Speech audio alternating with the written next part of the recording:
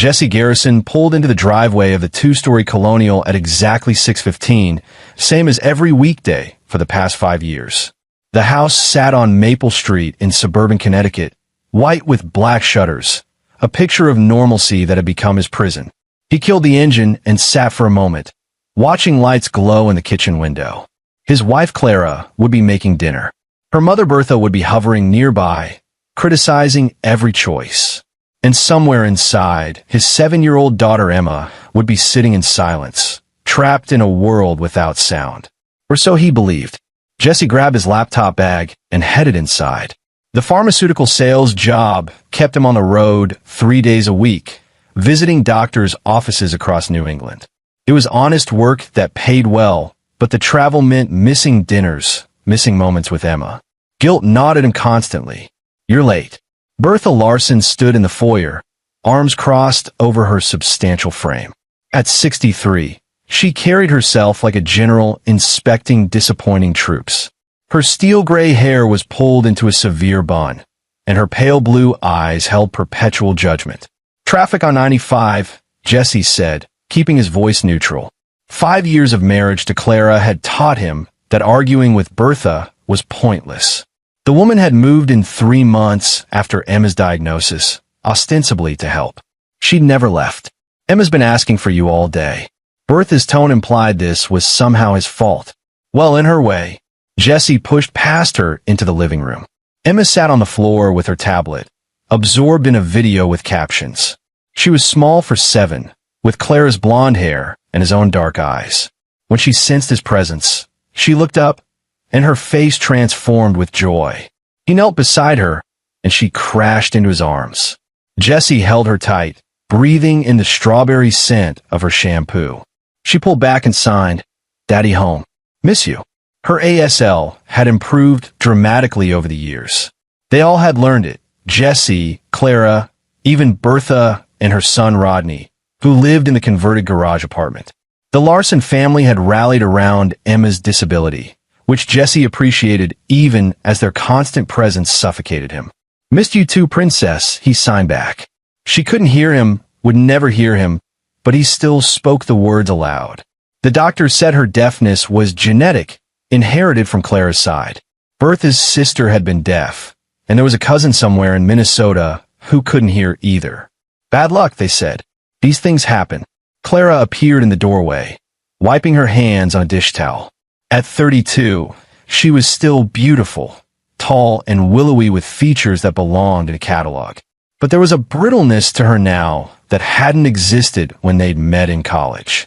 She smiled, but it didn't reach her eyes. "Dinner in 10 minutes, she said.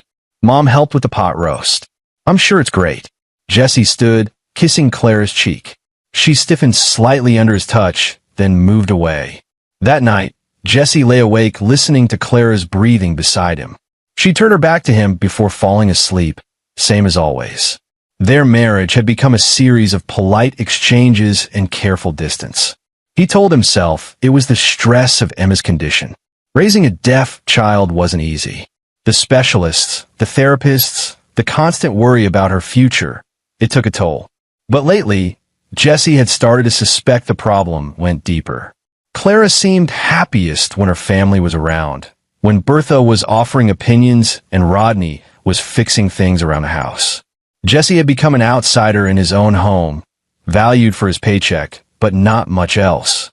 He'd grown up in foster care in Boston, bouncing between homes until aging out at 18. No family, no support system. When he'd met Clara at UConn, her tight-knit family had seemed like a blessing. Now it felt like they'd absorbed him, erased him. Clara's younger sister, Christy, visited twice a week, always bringing some story about their childhood that Jesse couldn't be part of. Bertha made decisions about Emma's care without consulting him. Even Rodney, unemployed and living rent-free, seemed to have more say in household matters than Jesse did. "Just the stress," Jesse whispered to the darkness. "It'll get better." It didn't get better. Over the following weeks, Jesse felt the walls closing in.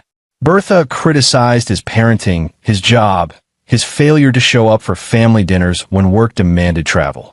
Clara sided with her mother more often than not. Emma remained a bright spot, greeting him with hugs and finger-spelled words of love. Then came a Wednesday in late October. Jesse had finished his sales route early and decided to surprise the family by coming home for dinner. He parked down the street, planning to walk in with flowers for Clara and a new book for Emma. As he approached the house, he heard laughter through the open kitchen window. Not unusual, but then he heard Emma's voice, clear as a bell. "Grandma, can I have a cookie?" Jesse froze on the walkway. His daughter's voice. Her actual voice, speaking perfect English with no sign of the flat effect, sometimes present in deaf children who'd learned to vocalize. He stood there, flowers drooping in his hand, try to process what he'd heard. Maybe he'd imagined it.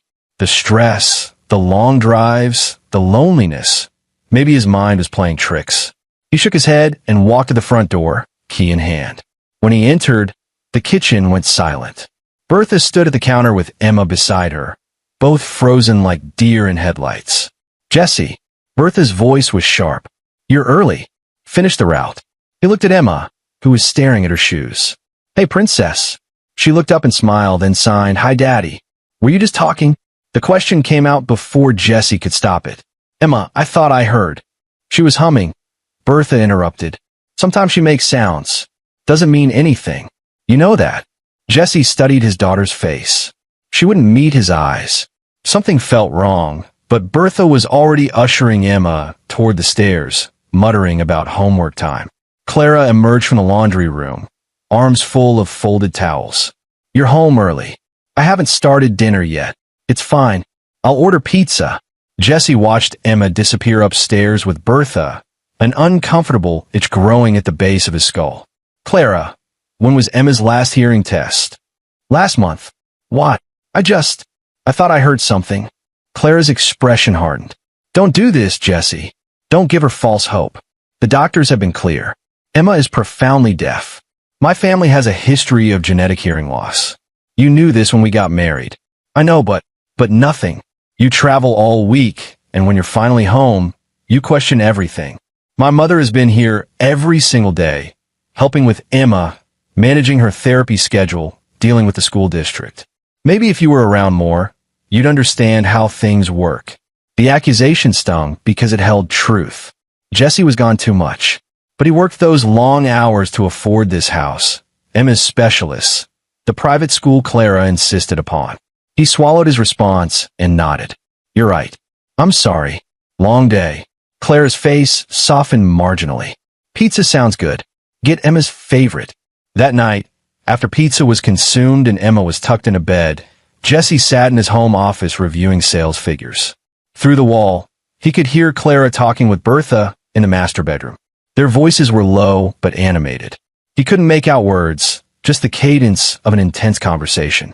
Around midnight, Jesse gave up on work and headed to bed. Clara was already asleep, or pretending to be. He lay in the darkness, replaying the moment in the kitchen. Emma's voice had been so clear, so normal. But Bertha was right. Emma sometimes vocalized, made sounds without meaning. The audiologist had explained it. Deaf children could produce noise. It didn't mean they could hear.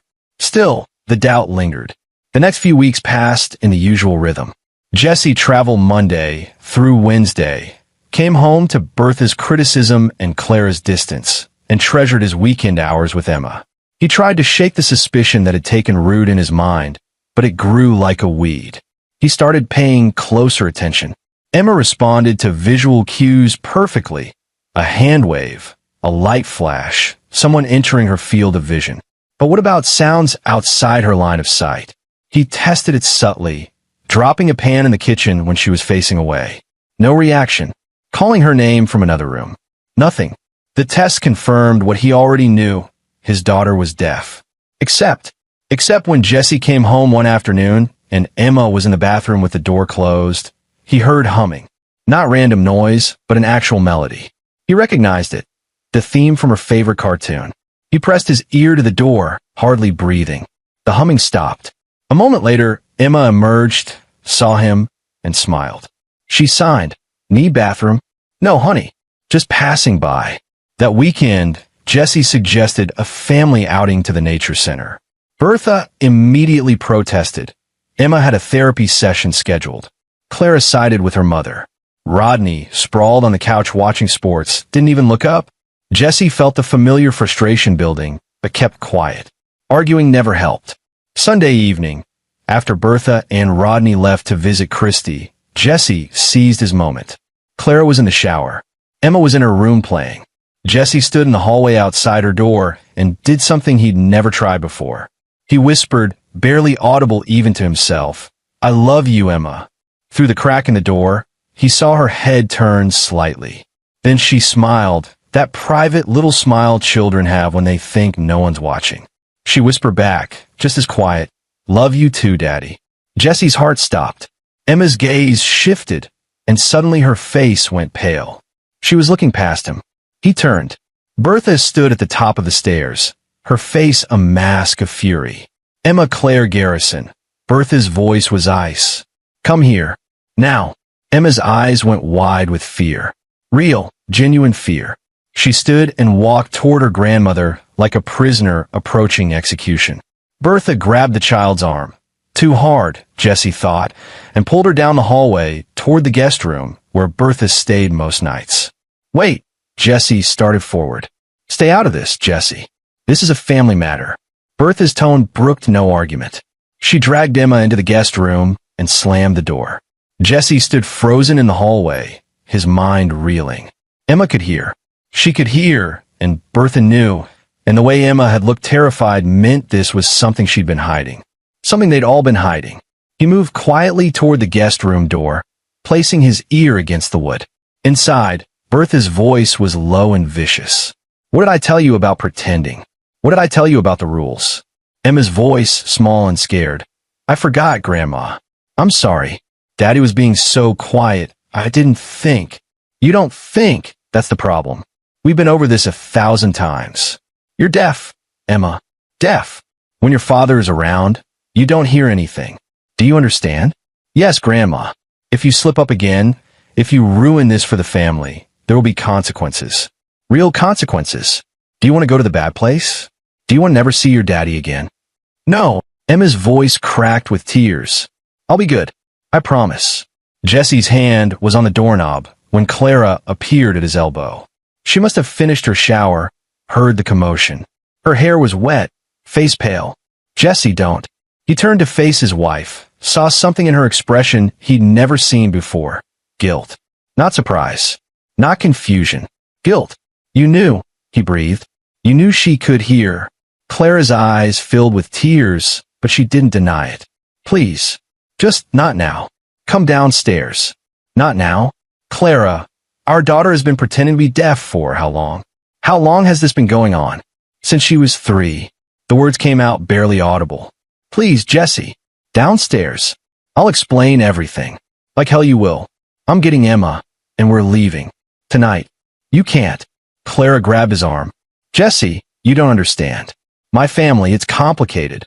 "Complicated?" His voice rose despite his effort to stay calm. "Your mother is in there threatening our daughter, forcing her to fake a disability. That's not complicated, Clara. That's abuse. That's fraud. That's—" The guest room door opened. Bertha stood in the doorway, her face composed now, completely calm. Behind her, Emma sat on the bed, tears streaming down her face, but she was silent. "Jesse," Bertha said, her voice almost kind. "I think it's time we had a talk. Clara, get Rodney. We're going to explain some things to your husband. And, Jesse, if you want to keep your daughter, keep your life, you'll sit down and listen very carefully." Jesse sat at the dining room table, his hands clenched so tight his knuckles had gone white. Across from him sat Clara, her eyes red-rimmed and fixed on the table. Bertha took the head of the table like a monarch on a throne. Rodney leaned against the wall behind his mother, arms crossed, his expression unreadable. "Where's Emma?" Jesse's voice was steady despite the rage building in his chest. "Upstairs in her room," Bertha said, "and she'll stay there while we talk. Now, I know you're upset." "Upset?" Jesse let out a harsh laugh. "My daughter has been pretending to be deaf for 4 years. For years of specialists, therapy, school accommodations. 4 years of me learning sign language, adapting our entire lives. And you think I'm just upset? It was necessary. Bertha said flatly. Necessary for what? Bertha exchanged glances with Rodney and Clara before continuing. Let me tell you a story, Jesse, about my sister Margaret. She was deaf from birth, truly deaf. Growing up in the 70s, the support for disabled children was minimal. My parents struggled. Eventually, they discovered that certain programs, certain benefits, became available if you knew how to work the system. Margaret got the care she needed, and the family. Well, we learned how to navigate difficult situations. Jesse stared at her. You're telling me this is about disability fraud? You've been collecting benefits for Emma? It's not fraud if the money goes toward her care, Clara said quietly. The special school, the therapists. She doesn't need a school for deaf children. She can't hear. Lower your voice. Rodney spoke for the first time, pushing off the wall. He was 35, tall and thick-muscled from his years working construction before an injury had put him on disability. You want to wake Emma? Jesse forced himself to breathe. How much? How much have you stolen? We haven't stolen anything, Bertha said coldly. The state provides approximately $36,000 per year for Emma's education and care. Additional federal SSI benefits come to another $10,000. The money covers her private school, or therapy sessions. Therapy sessions she doesn't need. A school where she has to pretend to be disabled. Jesus Christ. Jesse looked at Clara, searching for the woman he'd married. How could you do this to her? To our daughter. Clara finally met his eyes. You don't understand what it's like, Jesse. You came from nothing. No family, no support. My family has always taken care of each other. When Emma was born, Mom suggested we could ensure she'd have every advantage, every opportunity. The money from the state programs would set up her future. A college fund, the best schools. By making her live a lie, by terrorizing her into pretending she's disabled. We didn't terrorize her, Bertha snapped. We taught her a game. She understood it was important. Children are remarkably adaptable. She's 7 years old. She's terrified of you. Jesse stood abruptly, the chair scraping across the hardwood. This ends now. Tomorrow, I'm calling the authorities. I'm telling Emma's school, her doctors, everyone. This sick scheme is over. Rodney moved faster than Jesse expected for a man supposedly disabled. He stepped between Jesse and the doorway, blocking the exit. Sit down, Jesse. Get out of my way. Sit down. Rodney's voice carried a threat. You need to hear the rest. Jesse's combat instincts flared. The self-defense classes he'd taken in college. The situational awareness he developed growing up in rough neighborhoods. Rodney outweighed him by 40 pounds, but Jesse had been in fights before. He calculated the distance, the angle of attack. Jesse, please. Clara's voice broke. Just listen. There's more. Against his better judgment, Jesse moved back to the table, but didn't sit. Talk fast. Bertha folded her hands, her expression almost pleased. You see, Jesse, this arrangement benefits everyone. Emma gets excellent care and a secure future. Clara and I manage the household finances, ensuring everything runs smoothly. Rodney maintains the property. And you provide legitimacy. A successful husband, a good father, someone beyond suspicion. Legitimacy for what? The benefits are just part of it, Bertha continued. Over the years, my family has developed certain arrangements. Connections with medical suppliers, therapy centers, equipment providers. There's a whole ecosystem built around childhood disability services. Very lucrative for those who understand it. Jesse's mind raced. You're running a network. Using Emma as your entry point. We're helping families, Clara said, but her voice lacked conviction. Other parents who need support, who need someone to show them how to navigate the system. You're coaching people to fake their children's disabilities. Bertha's smile was thin. I prefer to think of it as maximizing available resources. The government wastes billions. We simply redirect a tiny fraction toward families who need it. This is fraud on a massive scale. How many families? How much money? That's not your concern, Rodney said. Everything about my daughter is my concern. Jesse's voice was deadly quiet. I'm leaving. I'm taking Emma, and I'm reporting all of you. No, Bertha said simply. You're not. Watch me. Jesse, listen to me carefully. Bertha stood, her full height imposing. If you try to leave, if you try to expose this, several things will happen. First, Clara will file for divorce, claiming you've been abusive and unstable. She has documentation, emails you've sent, messages where you complained about stress and depression. Her family will testify to your increasingly erratic behavior. That's a lie. Doesn't matter. Second, we'll claim you discovered Emma's miraculous recovery and saw an opportunity for financial gain. Who do you think the authorities will believe? A loving mother and grandmother who've been documenting Emma's progress, or a husband who travels constantly and decided his daughter was magically cured? Jesse's stomach dropped. You've been planning this. We've been protecting ourselves, Clara said, in case you ever became difficult. Third, Bertha continued, you'll lose Emma. Clara will get full custody. You'll be lucky to get supervised visits. And during those visits, you'll watch your daughter continue to pretend to be deaf, because if you try to expose the truth, we'll move somewhere you can't find us. Family law heavily favors mothers, Jesse, especially mothers with strong family support systems against transient fathers with questionable backgrounds. You can't. We can. We already have lawyers on retainer. Documents prepared. We've thought through every scenario. Bertha sat back down, clasping her hands. But it doesn't have to come to that. You can continue to be part of this family. Continue your job, your life. Emma is happy, healthy, well cared for. What does it matter if she pretends for a few more years? By the time she's a teenager, we'll have accumulated enough resources to ensure her future. Then she can have a miraculous recovery. Medical science is advancing, after all. These things happen. Jesse looked at Clara, desperate for any sign that his wife disagreed with this madness. But Clara stared at the table, silent. Why? Jesse asked. Why even marry me if this was your plan? Because we needed a father figure, Bertha said bluntly. Someone respectable, employed, stable. Clara could have married any number of men, but you were perfect. No family to ask questions, desperate for belonging. You fit the role exactly. The words hit like physical blows. 5 years of marriage, reduced to a role in their scheme. Jesse thought of the whirlwind courtship, how quickly Clara had pushed for marriage and children. He'd been so grateful for her family's acceptance, so eager to belong somewhere, that he'd missed all the signs. So what happens now? Jesse asked, his voice hollow. Now you make a choice, Bertha said. Play along, keep your daughter in your life, or fight us and lose everything. Jesse looked at each of them. Bertha with her cold calculation, Rodney with his casual threat of violence, Clara with her cowardly refusal to meet his eyes. He thought of Emma upstairs, terrified and trapped, forced to live a lie to serve her grandmother's greed. I need time to think, Jesse said finally. Take all the time you need, Bertha smiled. But Jesse, don't try anything stupid. We've been doing this for a long time.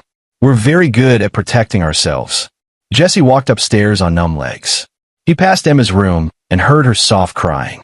He wanted to burst in, gather her up, run. But where would they go? Bertha was right about family law. Clara would get custody, especially with their prepared testimony and documents. He'd be the unstable husband who kidnapped his own daughter. In the master bedroom, Jesse sat on the edge of the bed and stared at his hands. He'd been outplayed, outmaneuvered completely. They'd been 3 steps ahead from the beginning, building their trap around him for 5 years. But as he sat there in the darkness, something shifted inside Jesse. The shock was fading, replaced by cold, clear rage. They thought they'd won. They thought he was trapped, helpless. They didn't know Jesse had grown up fighting, had learned to survive in systems designed to break him, had developed instincts for reading people, finding weaknesses, identifying opportunities. Bertha had made a mistake. She'd shown him the whole picture, revealed the full scope of their operation. She'd done it to intimidate him, to demonstrate how powerless he was. Instead, she'd given him a blueprint for their destruction. Jesse pulled out his phone and opened a voice memo app. He'd been recording since the moment he'd heard Emma speak in the hallway. Every word of Bertha's confession sat in his phone's memory. It wasn't enough yet. Not nearly enough. But it was a start. Jesse Garrison had been a foster kid who'd clawed his way to a college degree and a respectable career through pure determination. He'd survived situations that would have broken others. And now, for the first time in 5 years, he had a purpose beyond just surviving. Destroying the people who'd turned his daughter into a pawn. They thought he was trapped. They thought he'd broken. They were going to learn how wrong they were. The next morning, Jesse woke to Clara already gone from bed.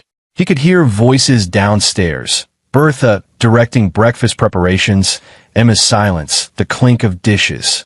The sounds of a normal household with a poisonous secret beneath. Jesse dressed carefully, putting on his usual work uniform. Pressed shirt, tie, slacks. He'd learned long ago that appearance mattered. People underestimated you if you looked like you didn't belong. Today, he needed to look exactly like the successful salesman he'd become, the man who fit perfectly into Bertha's scheme.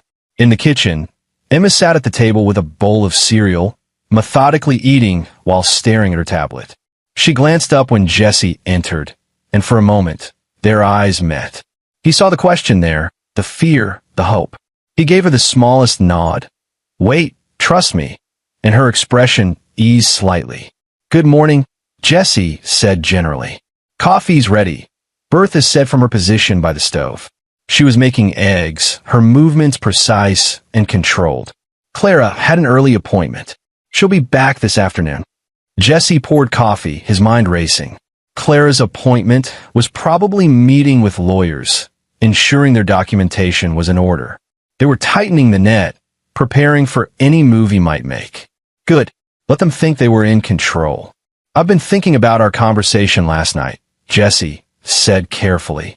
Bertha turned, spatula in hand. "And you're right. Fighting you would hurt Emma most of all. I'm not willing to risk losing her." The words tasted like acid, but Jesse kept his expression neutral.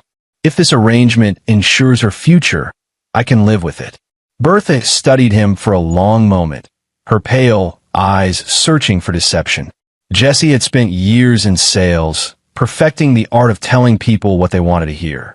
He met her gaze steadily, let his shoulders slump just slightly, projected defeat. "Smart choice," Bertha finally said. "You'll see, Jesse. This is better for everyone. I have some conditions." "Conditions?" Bertha's eyebrows rose. "Nothing unreasonable. I want more time with Emma. Regular father-daughter outings, just the two of us. She can keep up the act in public, but when it's just us, I want real conversations. I want to know my daughter." Bertha considered this. That seems acceptable. It might even be good for her, having outlets where she can be normal. "But Jesse," her voice hardened, "if you try anything during these outings, if you deviate from a predetermined route, if you contact anyone suspicious, we'll know. And the consequences will be severe."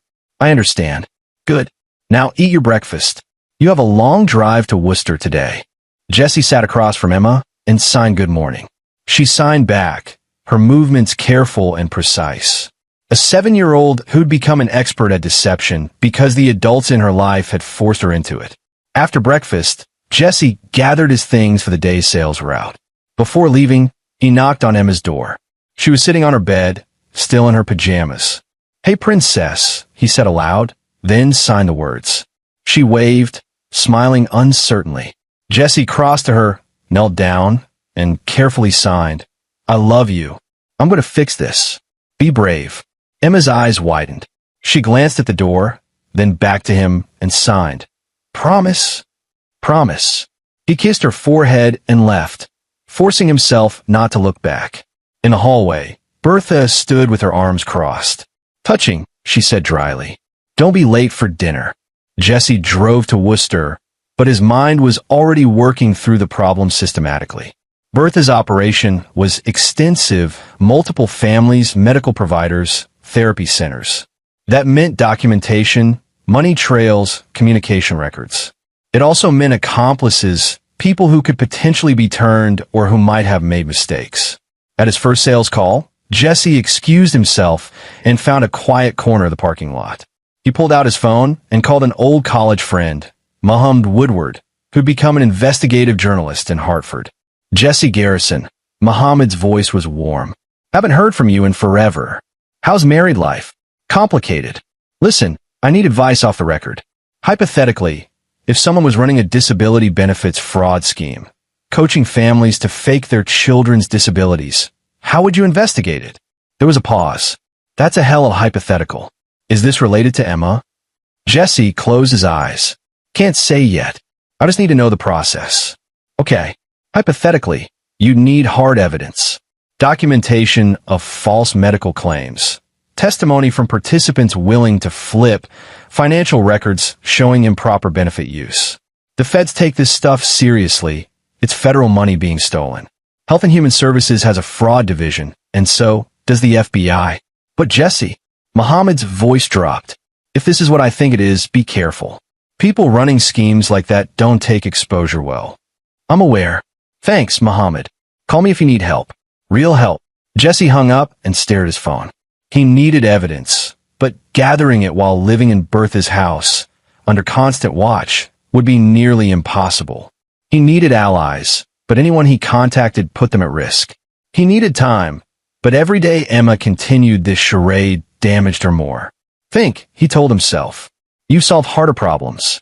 Break it down into steps. Step 1. Document everything. Record conversations, photograph documents, build an evidence file that was bulletproof. Step 2. Identify weak points in Bertha's network. Who else was involved? Which accomplices might be vulnerable to pressure or persuasion? Step 3. Protect Emma. Ensure that when this collapsed, because Jesse would make it collapse, his daughter wasn't caught in the wreckage. Step 4. Destroy them so completely they couldn't retaliate. It was audacious, maybe impossible. But Jesse had learned something growing up in the foster system.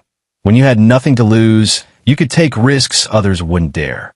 Over the next 2 weeks, Jesse became the perfect compliant son-in-law. He came home on time, deferred to Bertha's judgment, took Emma on supervised outings to the park and the library. He smiled at Clara, helped Rodney with household repairs, played his role flawlessly.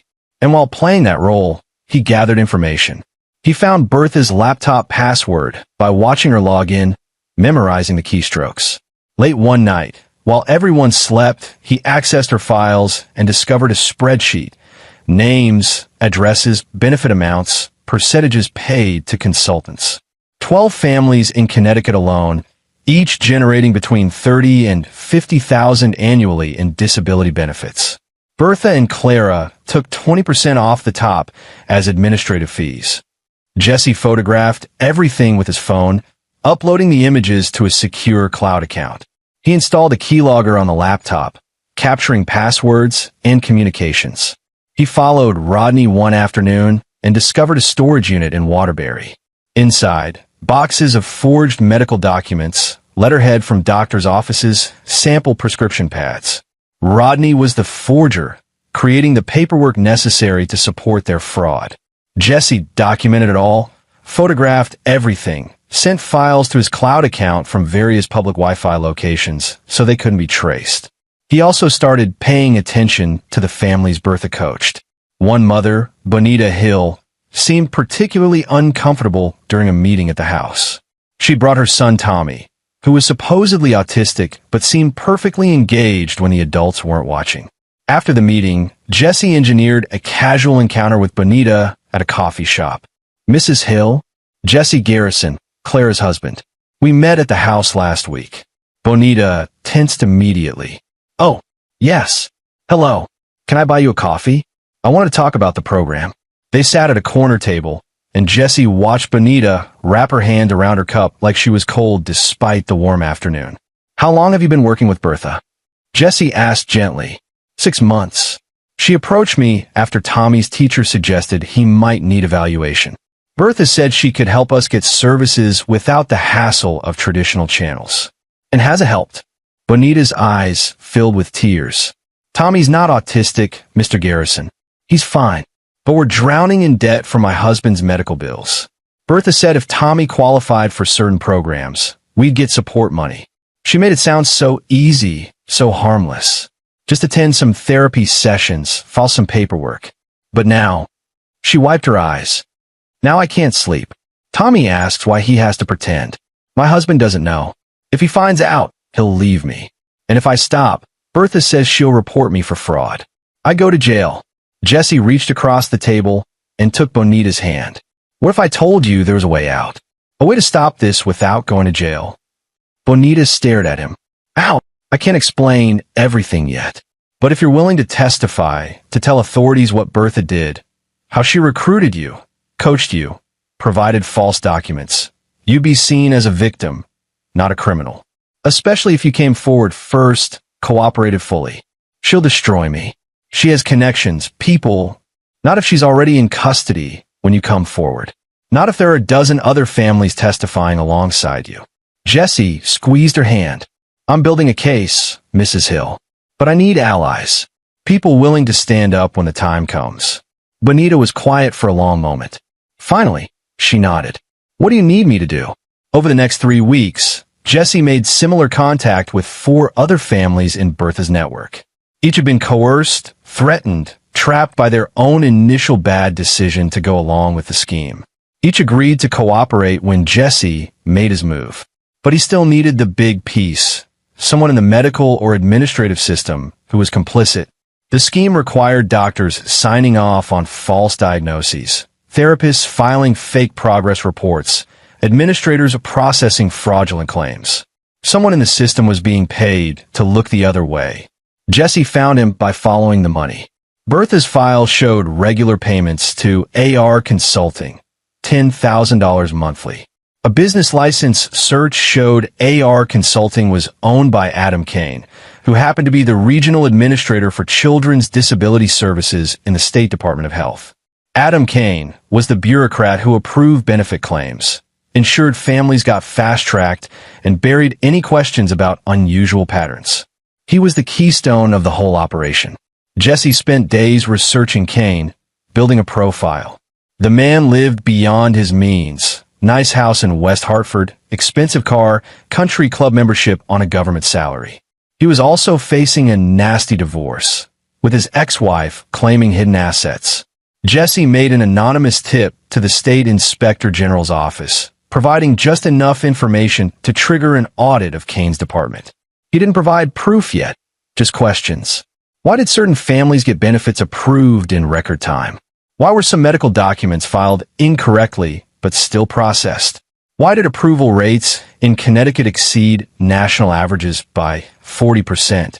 The audit would take months, but it would cast attention on Kane, make him nervous, potentially make him sloppy. Meanwhile, Jessie strengthened his position at home. He negotiated with Bertha for more father-daughter time with Emma, earned Clara's trust by being the compliant husband, even got Rodney's grudging respect by helping him with a construction project on the garage. They believed he'd accepted his place in their scheme. They believed they'd broken him. They had no idea he was building a prison around them. One Saturday afternoon, 6 weeks after the initial discovery, Jessie took Emma to the library for their regular outing. As soon as they were alone in the children's section, Emma dropped the deaf act and threw her arms around him. Daddy, when can we stop pretending? Soon, baby. I promise. Jessie held her tight. But I need to know something. Has Grandma ever hurt you? Emma pulled back, her expression troubled. She squeezes my arm really hard when I mess up. And she says if I tell you or Mommy, she'll send me away to a place where they lock up bad kids. Rage flooded through Jessie, but he kept his voice calm. Has she ever hit you? Once. When I forgot and answered Aunt Christie in normal voice. Grandma slapped me and said if I did it again, you'd leave us because I was a bad daughter. Jessie pulled Emma close again, hiding the fury in his eyes. Listen to me, Emma. I will never leave you. Never. And Grandma will never hurt you again. Do you trust me? Yes. Good. In a few weeks, we're going to stop pretending forever. But until then, you have to keep being brave. Can you do that? Emma nodded solemnly. That night, Jessie lay in bed next to Clara, listening to her breathe. He thought about the woman he'd married, or thought he'd married. How much of their relationship had been real? Had she ever loved him, or had it all been part of Bertha's plan? It didn't matter anymore. Whatever Clara had once been, she'd chosen her family's scheme over her daughter's welfare. She'd let Emma be terrorized and manipulated. She'd helped trap Jessie in an impossible situation. She would face consequences for those choices. Jessie's phone buzzed softly. A text from Muhammad. Heard the State Inspector General is looking into disability services fraud. Anything you want to tell me? Jessie typed back. Not yet, but soon. When I say go, I'll need you ready to publish everything. I'm ready. Be safe, Jesse. Jesse set the phone aside and stared at the ceiling. All the pieces were in position.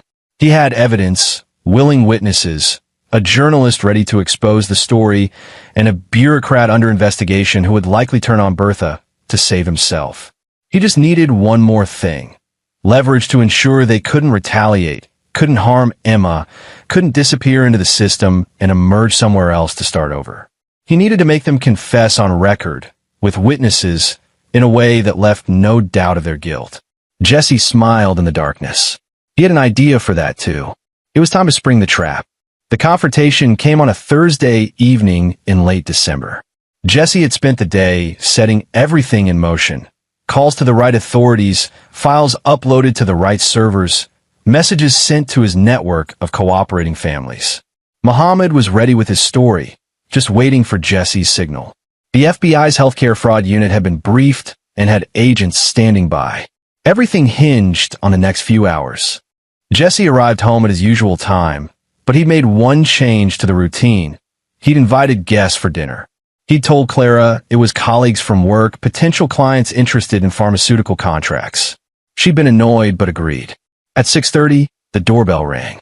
Clara opened it to find Brian French and Stephen Snow, whom Jesse introduced as medical sales consultants. In reality, Brian was an FBI special agent and Stephen was an assistant state attorney. Both were wired, recording everything. Bertha immediately sensed something wrong. Jesse, I didn't know we were having company. Last-minute business opportunity, Jesse said smoothly. Brian and Stephen work with children's medical services. I thought we could discuss Emma's therapy program, maybe find some cost savings. He saw the calculation in Bertha's eyes. She was trying to determine if this was innocent or a trap. But she'd been so confident in her control over Jesse, so certain he'd been broken, that she couldn't imagine he'd maneuvered against her. Of course, Bertha said, her voice dripping false warmth. Clara, set 2 more places. During dinner, Jesse guided the conversation carefully. He asked Brian about disability services programs, about how families navigated the system. Brian played his role perfectly, dropping mentions of fraud investigations, regulatory changes, increased scrutiny. It's unfortunate, Brian said, but some families game the system. We've seen cases where children pretend to have disabilities to collect benefits. It's a growing problem. Terrible, Bertha agreed. Taking resources from children who truly need them. Exactly. Though I'm sure you've never encountered anything like that, Mrs. Larson. You've been managing Emma's care for years. You must have some insights into the system. Bertha's smile tightened. I only know what Emma's doctors have told us. She's profoundly deaf, has been since birth. Genetic condition. And yet, Jesse said quietly, she's not deaf at all, is she, Bertha? The room went silent. Clara's fork clattered to her plate. Rodney, who'd been eating steadily, froze. Bertha's face went through several expressions before settling on cold fury. Jesse. Emma. Jesse called toward the living room where his daughter was supposedly watching television with captions. Come here, please. Emma appeared in the doorway, her expression uncertain. Emma, tell these nice men the truth. Can you hear me? The little girl looked at Bertha, fear flashing across her face. But then she looked at Jesse, saw his encouraging nod, and something shifted. Yes, Daddy. I can hear you. No, Clara breathed. Jesse, what are you doing? Exposing the truth. Brian, Stephen, meet my daughter Emma. She's been pretending to be deaf for 4 years because her grandmother, mother, and uncle have been running a disability fraud scheme, collecting benefits for a disability she doesn't have, using her to recruit other families into the same scheme. Bertha stood abruptly. You're insane. This is clearly some kind of breakdown. Sit down, Mrs. Larson, Brian French said, his voice suddenly carrying authority as he stood and displayed his FBI badge. I'm Special Agent Brian French, FBI Healthcare Fraud Unit. You're under investigation for conspiracy to commit wire fraud, welfare fraud, and child abuse. I advise you to remain silent. The color drained from Bertha's face. Rodney started to stand, but Stephen Snow moved to block the doorway. Don't even think about it, Mr. Larson. We have agents outside. Clara turned to Jesse, tears streaming down her face. How could you? We're your family. You stopped being my family when you used Emma as a pawn, Jesse said coldly. When you terrorized a child into lying every day of her life. When you threatened to take her from me if I didn't play along. We gave you everything, Bertha hissed. A home, a family, acceptance. You were nothing when Clara met you. I was honest, Jesse interrupted, which is more than I can say for any of you. Brian began reading their rights while Stephen made calls. Within minutes, more agents arrived. They searched the house, finding Bertha's laptop with its incriminating files. They collected documents, financial records, everything Jesse had flagged during his weeks of investigation. Jesse took Emma outside, away from the chaos. They sat on the front steps in the cold December air, while police cars and federal vehicles filled the street. Neighbors were gathering, watching the spectacle.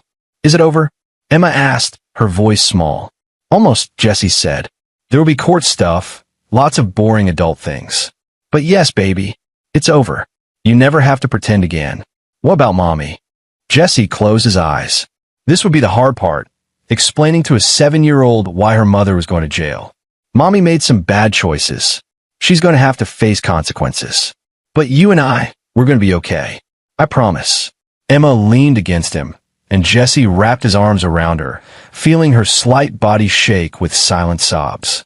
Not for the loss of the pretense, but for the loss of her family as she'd known it. Inside the house, Clara was arguing with the agents, claiming she'd been manipulated by Bertha, that she'd wanted to stop but was afraid. Rodney sat in sullen silence, clearly calculating whether cooperation might reduce his sentence. And Bertha sat with her hands cuffed, her face a mask of hatred, staring at Jesse through the window. Over the following days, the scope of the scheme became clear. 12 families in Connecticut, 8 more in Massachusetts, 5 in New York. Over $2 million in fraudulent claims over a 5-year period.